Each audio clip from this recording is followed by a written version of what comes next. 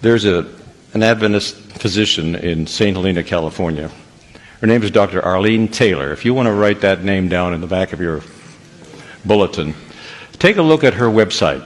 She's a brain specialist. She works with the brain surgeons and the neurosurgeons and the brain specialists, but she's especially been involved with neurosurgeons that are not Adventists, that they're not even Christian. They don't believe in God.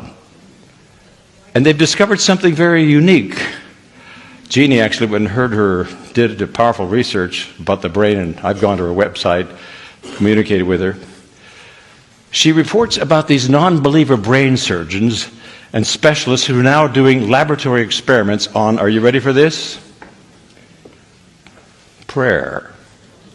Now, I took chaplaincy at Loma Linda and so forth, and I know that the hospital doctors and surgeons are always happier when an imam or a bishop or a priest or a minister or a person will come in and have prayer with the patient before surgery. They couldn't understand it, they don't understand it, but they know that prayer makes things go better for the patient and the family. But how do you prove that in a laboratory? Because science in medicine is all based on testing and laboratory. You know, you've got certain drugs, you take some of the real thing and the others are placebo, right? And then they decide which ones to put on the market. How do you test prayer in a laboratory? You know, Ellen White says something about this. She says that when we pray, the brain emits electrical impulses.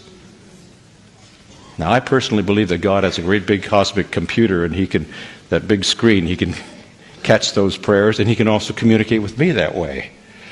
But scientists now, Dr. Taylor says this, in blind studies, they have put these electrodes on your head so that when you pray for someone who's in intensive care in the Orlando hospital, maybe they're even semi-conscious, they don't even know. They don't know about this and you don't know. But when you pray a prayer for anyone, the instant you pray, something happens in the brain of that person you're praying for. That's scientific evidence now that they don't even want to go there because they don't understand this. It's something spooky. It's something mysterious. But there's power in prayer. And we're not praying anymore. Listen to this. I am not finished yet. Dr. Taylor has also discovered something else very significant. And that has to do with reading something spiritual, devotional. These brain specialists, and again, they're not Christian, they have no orientation with biblical, and they don't understand this. It's spooky. But they have discovered when a person reads something devotional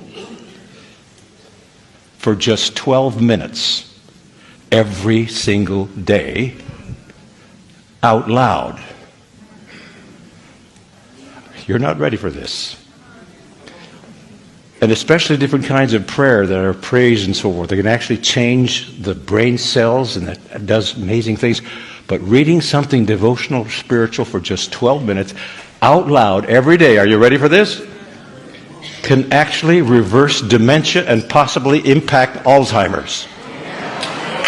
This is science now, and they don't understand this.